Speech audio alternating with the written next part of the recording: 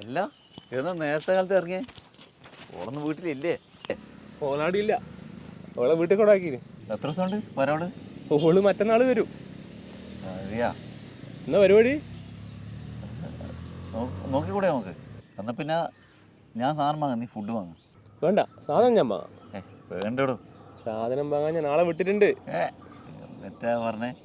പിള്ളേർ പോയിട്ടുണ്ട്. എടാ സിഗ്ഗുണ്ടൊക്കെ ഒന്ന് എടുക്ക്.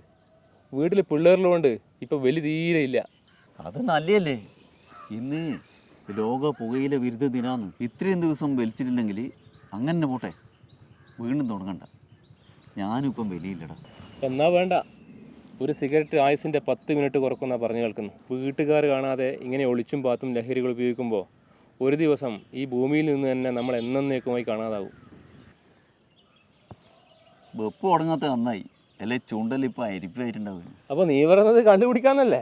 അത് വല്ലപ്പോഴേ അല്ലേ ഉള്ളൂ, ഇനി അതും നിർത്തണം. ലഹരി ഏത് രൂപത്തിലായാലും മോശമാണെന്ന് എനിക്കും അറിയാം, നിനക്കും അറിയാം. അത് ശരിയാ. പിന്നെ ചില ആളുകളുണ്ട് മോനെ, അവരെ എളുപ്പം സഹിക്കാൻ പറ്റാത്തത്. ബീറ് മാത്രമേ കുടിക്കൂ, അടിക്കുന്ന സമയത്ത് മാത്രമേ വലിക്കൂ, വൈറ്റ് മാത്രമേ കുടിക്കൂ. എൻ്റെ മോനെ വേറെ ടീമുണ്ട്, സിഗരറ്റ് വലിക്കൂല പക്ഷെ കഞ്ചാവ് വലിക്കും. എല്ലാം അവരവരുടെ ഇഷ്ടത്തിന് വളച്ചൊടിച്ച് കൊണ്ടുവരില്ലല്ലേ. അതുപോട്ട് നമ്മൾ ഒരുമിച്ചല്ലേ എല്ലാം തുടങ്ങിയത്. നമുക്ക് ഈ വെള്ളടി കൂടി നിർത്തിയാലോ?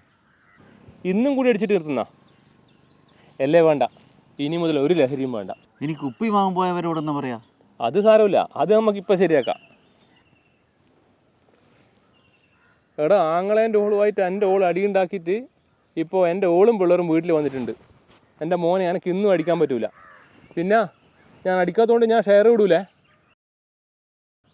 എന്തിനാടാ ഇങ്ങനെ നശിക്കുന്നത്? എല്ലാം നിർത്താൻ നോക്ക്. നിങ്ങൾ